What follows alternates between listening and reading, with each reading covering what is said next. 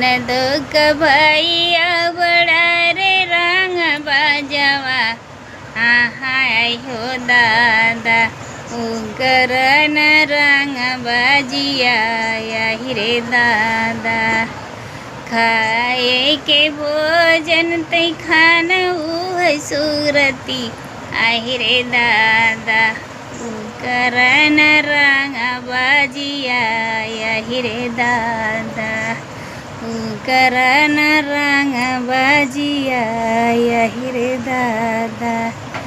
पिए के पानी आते पिए न दरुइया यही रे दादा हाँ यही रे दादा उकरन रंग बाजिया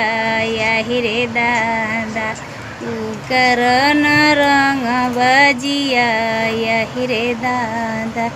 कूचै